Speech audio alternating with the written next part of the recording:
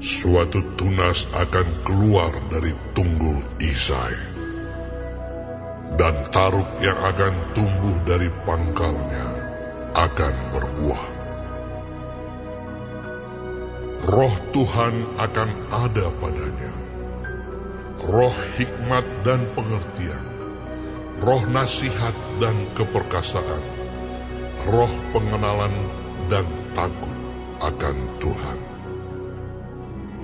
Ya, kesenangannya ialah takut akan Tuhan.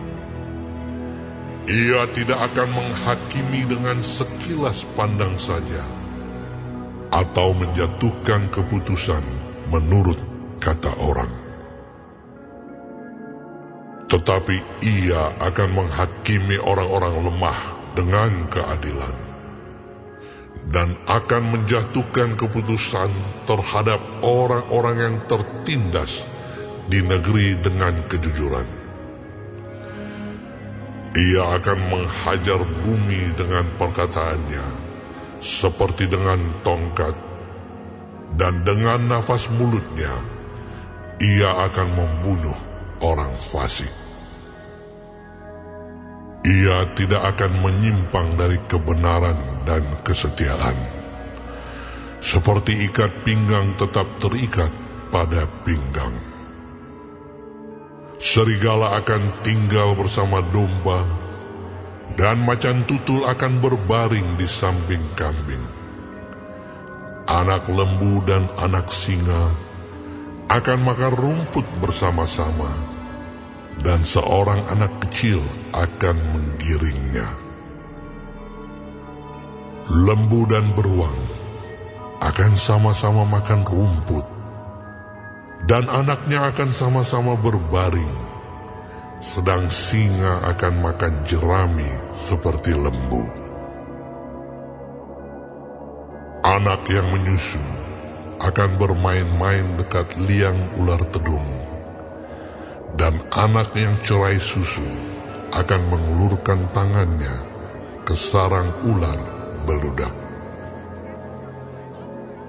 Tidak ada yang akan berbuat jahat atau yang berlaku busuk di seluruh gunungku yang kudus. Sebab seluruh bumi penuh dengan pengenalan akan Tuhan, seperti air laut yang menutupi dasarnya. Maka pada waktu itu, taruk dari pangkal Isai akan berdiri sebagai panji-panji bagi bangsa-bangsa. Dia akan dicari oleh suku-suku bangsa, dan tempat kediamannya akan menjadi mulia. Pada waktu itu, Tuhan akan mengangkat pula tangannya untuk menebus sisa-sisa umatnya yang tertinggal di Asyur dan di Mesir, di Patros, di Ethiopia dan di Elam, di Sinear, di Hamat, dan di pulau-pulau di laut. Ia akan menaikkan suatu panji-panji bagi bangsa-bangsa, akan mengumpulkan orang-orang Israel yang terbuang, dan akan menghimpunkan orang-orang Yehuda yang terserak dari keempat penjuru bumi. Kecemburuan Efraim akan berlalu, dan yang menyesakkan Yehuda akan lenyap. Efraim tidak akan cemburu lagi kepada Yehuda, dan Yehuda tidak akan menyesakkan Efraim lagi. Tetapi mereka akan terbang ke barat, ke atas lereng gunung Filistin. Bersama-sama mereka akan menjarah Bani Timur. Mereka akan merampas Edom dan Moab, dan orang Amon akan patuh kepada mereka. Tuhan akan mengeringkan Teluk Mesir dengan nafasnya yang menghanguskan, serta mengacungkan tangannya terhadap sungai Efrat dan memukulnya pecah menjadi 7 batang air, sehingga orang dapat melaluinya dengan berkasut. Maka akan ada jalan raya bagi sisa-sisa umatnya yang tertinggal di Asyur, seperti yang telah ada untuk Israel dahulu pada waktu mereka keluar dari tanah Mesir.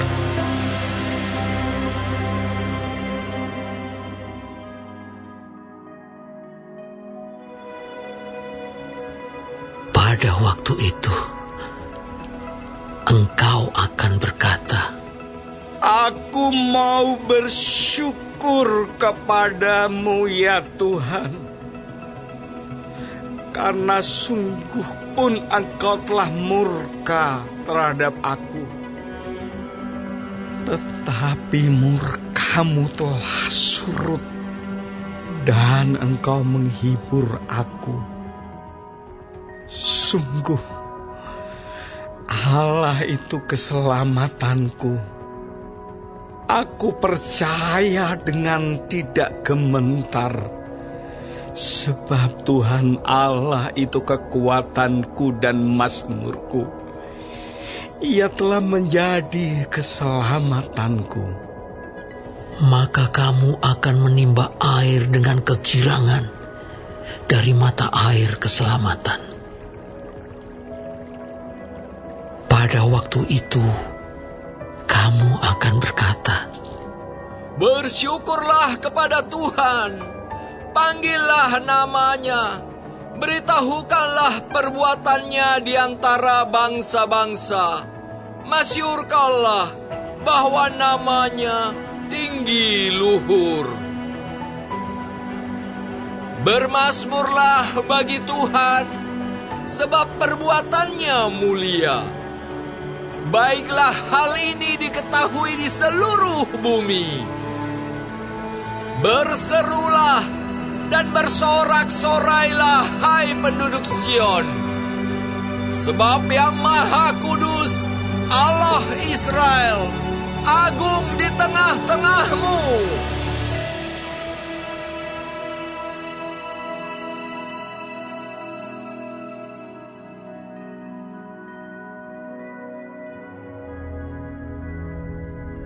Ucapan ilahi terhadap Babel yang dinyatakan kepada Yesaya bin Amos.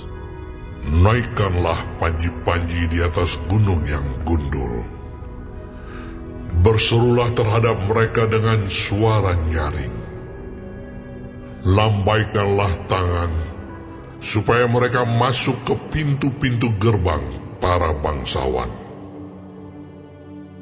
Aku ini telah memerintahkan orang-orang yang kukuduskan, telah memanggil orang-orang perkasaku untuk melaksanakan hukuman murkaku, orang-orangku yang beria-ria dan bangga.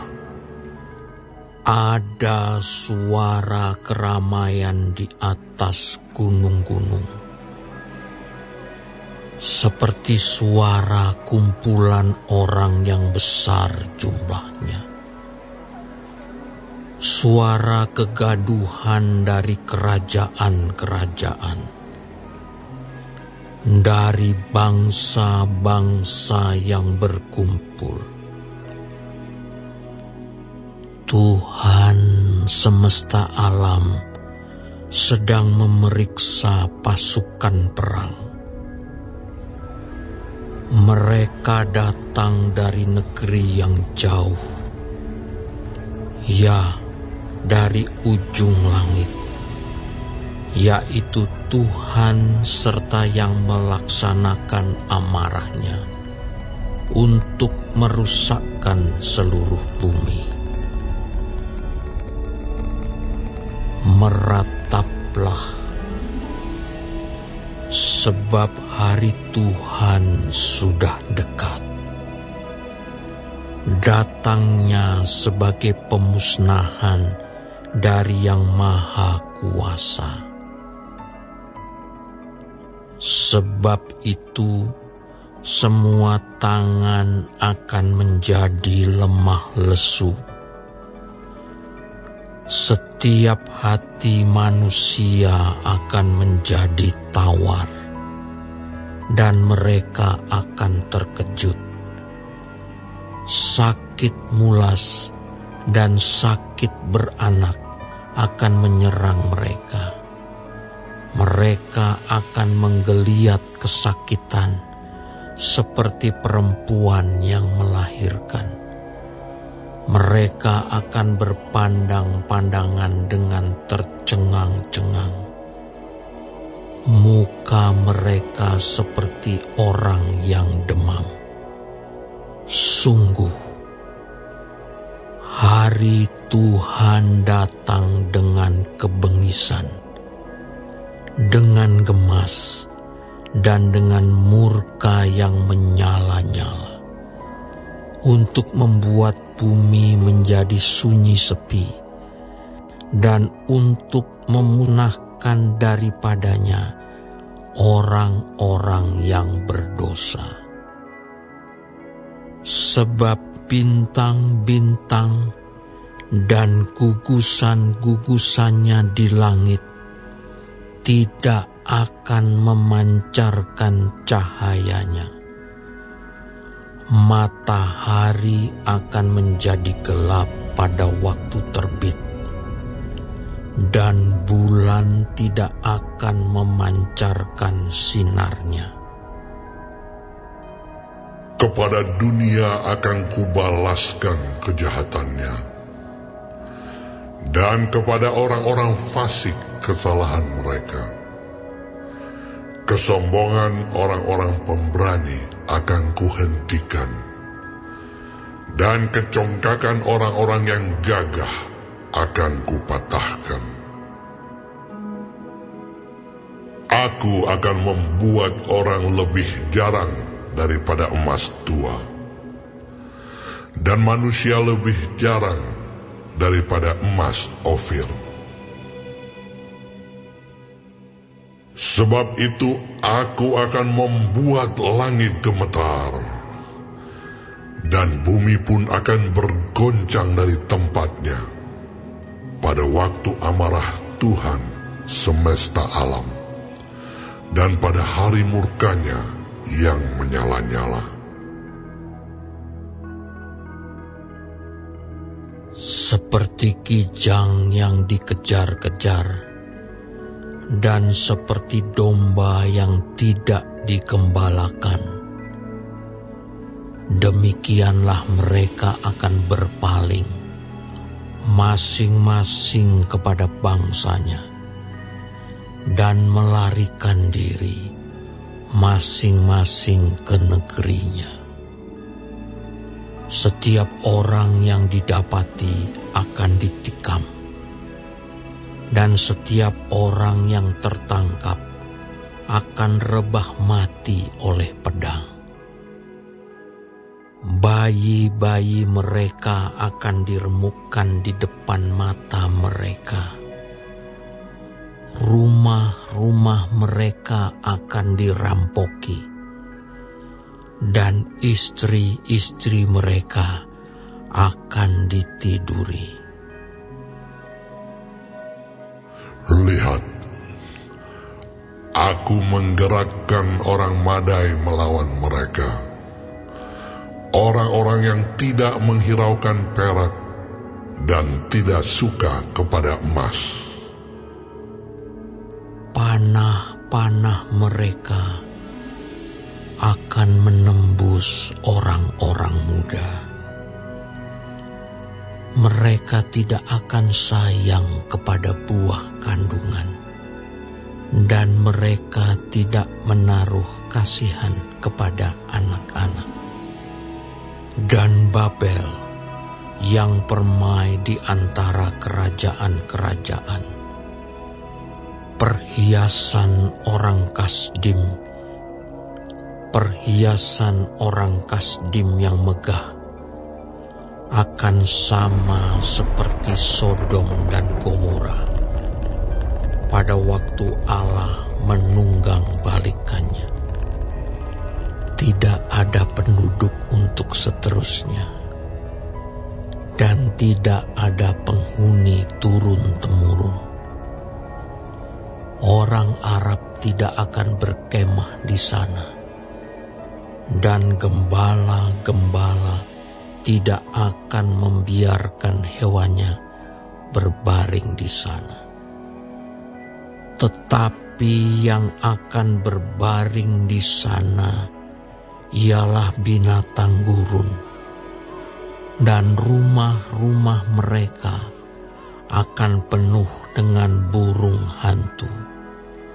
Burung-burung unta akan diam di sana, dan jin-jin akan melompat-lompat.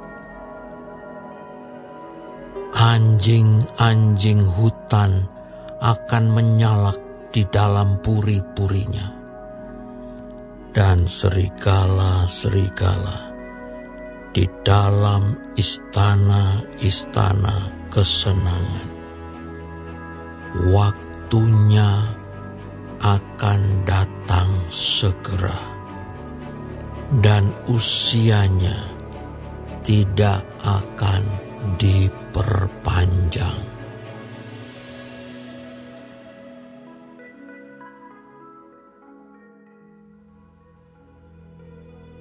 Sebab Tuhan akan menyayangi Yakub dan akan memilih Israel sekali lagi, dan akan membiarkan mereka tinggal di tanah mereka. Maka orang asing akan menggabungkan diri kepada mereka dan akan berpadu dengan kaum keturunan Yakub. Bangsa-bangsa lain akan mengantar Israel pulang ke tempatnya.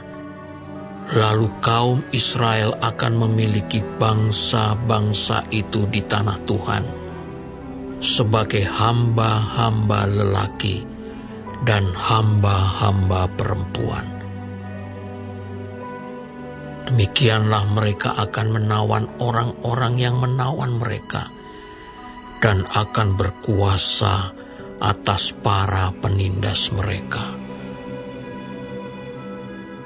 Maka pada hari Tuhan mengakhiri kesakitan dan kegelisahanmu, dan kerja paksa yang berat yang dipaksakan kepadamu, maka engkau akan memperdengarkan ejekan ini tentang Raja Babel dan berkata, "Wah, sudah berakhir si penindas, sudah berakhir orang lalim." Tuhan telah mematahkan tongkat orang-orang fasik, gada orang-orang yang memerintah, yang memukul bangsa-bangsa dengan gemas, dengan pukulan yang tidak putus-putusnya, yang menginjak-injak bangsa-bangsa dalam murka dengan tiada henti-hentinya. Segenap bumi sudah aman dan tentram. Orang bergembira dengan sorak-sorai. Juga pohon-pohon sanobar dan pohon-pohon aras di Libanon bersuka cita karena kejatuhanmu. Katanya, dari sejak engkau rebah terbaring, tidak ada lagi orang yang naik untuk menebang kami. Dunia orang mati yang di bawah gemetar untuk menyongsong kedatanganmu. Dijagakannya arwah-arwah bagimu, yaitu semua bekas pemimpin di bumi. Semua bekas raja bangsa-bangsa dibangunkannya dari tahta mereka. Sekaliannya mereka mulai berbicara dan berkata kepadamu, Engkau juga telah menjadi lemah seperti kami, sudah menjadi sama seperti kami. Ke dunia orang mati sudah diturunkan kemegahanmu dan bunyi gambus-gambusmu. Ulat-ulat dibentangkan sebagai lapik tidurmu, dan cacing-cacing sebagai selimutmu. Wah, engkau sudah jatuh dari langit, hai bintang timur, putra fajar. Engkau sudah dipecahkan dan jatuh ke bumi, hai yang mengalahkan bangsa-bangsa. Engkau yang tadinya berkata dalam hatimu, aku hendak naik ke langit. Aku hendak mendirikan tahtaku mengatasi bintang-bintang Allah. Dan aku hendak duduk di atas bukit pertemuan, jauh di sebelah utara. Aku hendak naik mengatasi ketinggian awan-awan, hendak menyamai yang maha tinggi. Sebaliknya, ke dalam dunia orang mati engkau diturunkan, ke tempat yang paling dalam di liang kubur. Orang-orang yang melihat engkau akan memperhatikan dan mengamat-amati engkau. Katanya, inikah dia yang telah membuat bumi gemetar dan yang telah membuat kerajaan-kerajaan bergoncang? Yang telah membuat dunia seperti padang gurun dan menghancurkan kota-kotanya, yang tidak melepaskan orang-orangnya yang terkurung pulang ke rumah. Yang telah membuat dunia seperti padang gurun dan menghancurkan kota-kotanya, yang tidak melepaskan orang-orangnya yang terkurung pulang ke rumah. Semua bekas raja bangsa-bangsa berbaring dalam kemuliaan, masing-masing dalam rumah kuburnya. Tetapi engkau ini telah terlempar jauh dari kuburmu, seperti taruk yang jijik, ditutupi dengan mayat orang-orang yang tertikam oleh pedang dan jatuh tercampak ke batu-batu liang kubur seperti bangkai yang terinjak-injak. Engkau tidak akan bersama-sama dengan raja-raja itu di dalam kubur, sebab engkau telah merusak negerimu dan membunuh rakyatmu. Anak cucu orang yang berbuat jahat tidak akan disebut-sebut untuk selama-lamanya. Dirikanlah bagi anak-anaknya tempat pembantaian, oleh karena kesalahan nenek moyang mereka, supaya mereka jangan bangun dan memenuhi dunia dengan kota-kota. Aku akan bangkit melawan mereka. Demikianlah firman Tuhan semesta alam. Aku akan melenyapkan nama Babel dan sisanya, anak cucu dan anak cicitnya. Demikianlah firman Tuhan. Aku akan membuat Babel menjadi milik landak dan menjadi air rawa-rawa. Dan kota itu akan kusapu bersih dan kupunahkan. Tuhan semesta alam telah bersumpah. Firman-Nya, sesungguhnya seperti yang kumaksud, demikianlah akan terjadi. Dan seperti yang kurancang, demikianlah akan terlaksana. Aku akan membinasakan orang Asyur dalam negeriku, dan menginjak-injak mereka di atas gunungku. Kuk yang diletakkan mereka atas umatku akan terbuang, dan demikian juga beban yang ditimpakan mereka atas bahunya. Itulah rancangan yang telah dibuat mengenai seluruh bumi. Dan itulah tangan yang teracung terhadap segala bangsa. Tuhan semesta alam telah merancang. Siapakah yang dapat menggagalkannya? Tangannya telah teracung. Siapakah yang dapat membuatnya ditarik kembali? Dalam tahun matinya Raja Ahaz, datanglah ucapan ilahi ini.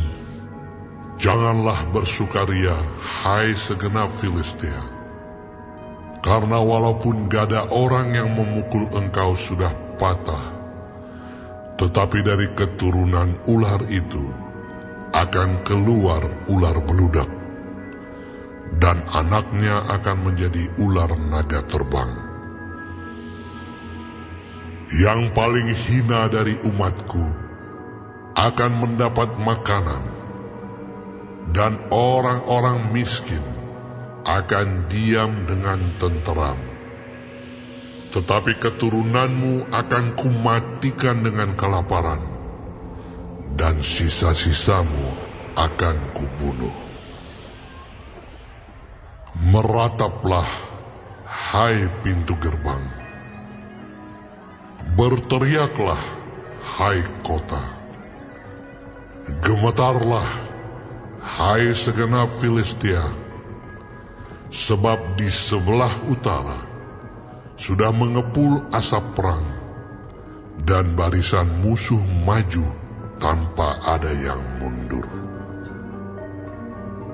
Dan apakah jawab yang akan diberi kepada utusan bangsa itu? Tuhan yang meletakkan dasar Sion, dan di sanalah orang-orang yang sengsara dari umatnya mendapat perlindungan.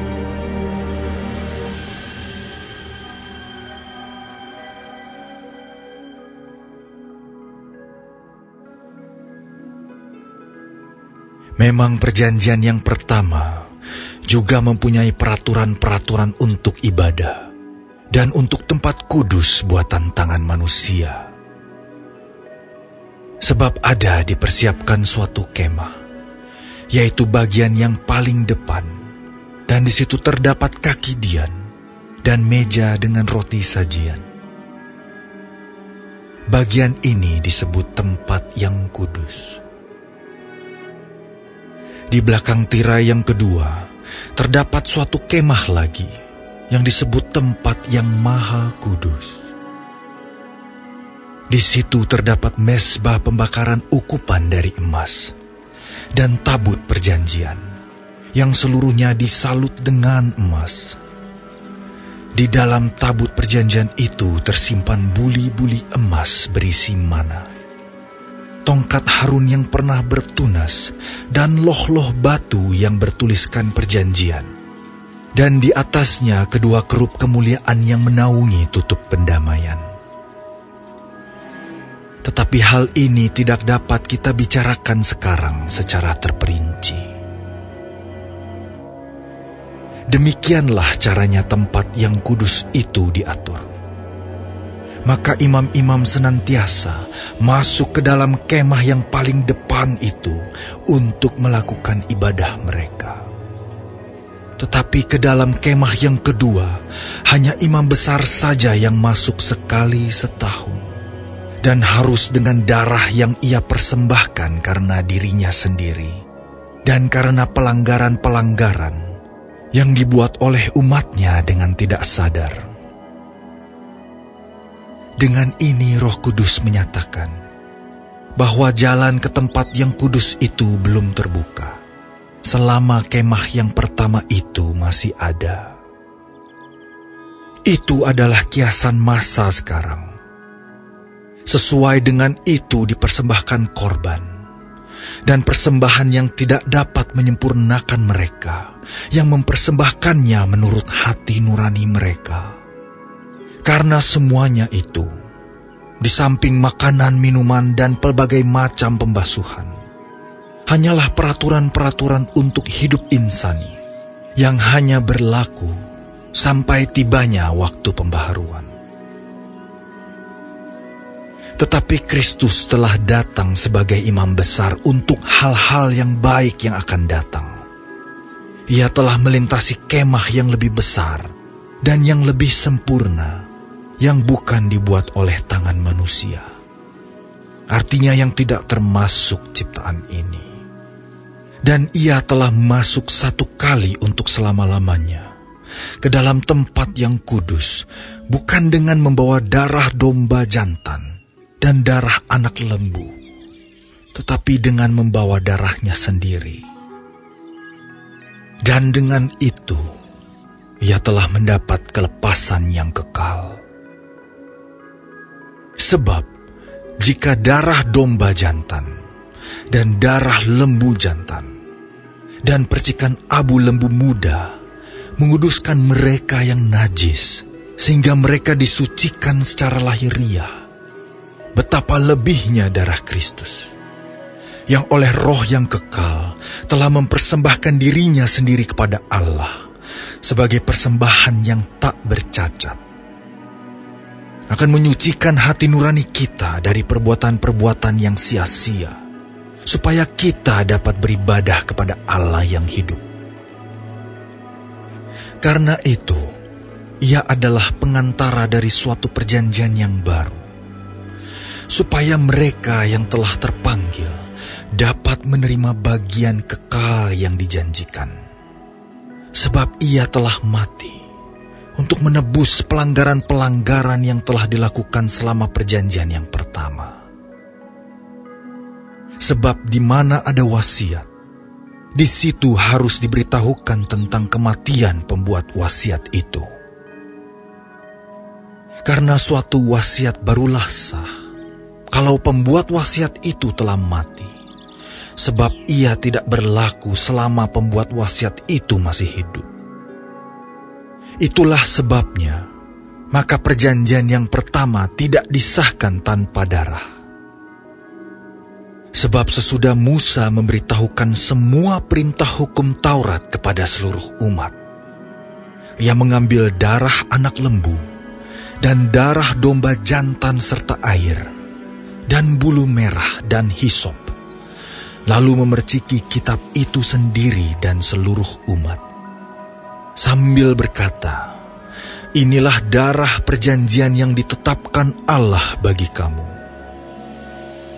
Dan juga kemah dan semua alat untuk ibadah dipercikinya secara demikian dengan darah. Dan hampir segala sesuatu disucikan menurut hukum Taurat dengan darah. Dan tanpa penumpahan darah tidak ada pengampunan. Jadi, segala sesuatu yang melambangkan apa yang ada di sorga haruslah ditahirkan secara demikian. Tetapi benda-benda surgawi sendiri oleh persembahan-persembahan yang lebih baik daripada itu. Sebab Kristus bukan masuk ke dalam tempat kudus buatan tangan manusia, yang hanya merupakan gambaran saja dari yang sebenarnya, tetapi ke dalam sorga sendiri, untuk menghadap hadirat Allah, guna kepentingan kita. Dan ia bukan masuk untuk berulang-ulang mempersembahkan dirinya sendiri, sebagaimana imam besar setiap tahun masuk ke dalam tempat kudus dengan darah yang bukan darahnya sendiri. Sebab jika demikian, ia harus berulang-ulang menderita sejak dunia ini dijadikan. Tetapi sekarang ia hanya satu kali saja menyatakan dirinya, pada zaman akhir, untuk menghapuskan dosa oleh korbannya.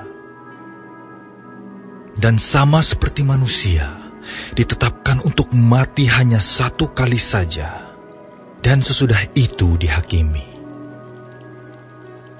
Demikian pula, Kristus hanya satu kali saja mengorbankan dirinya untuk menanggung dosa banyak orang.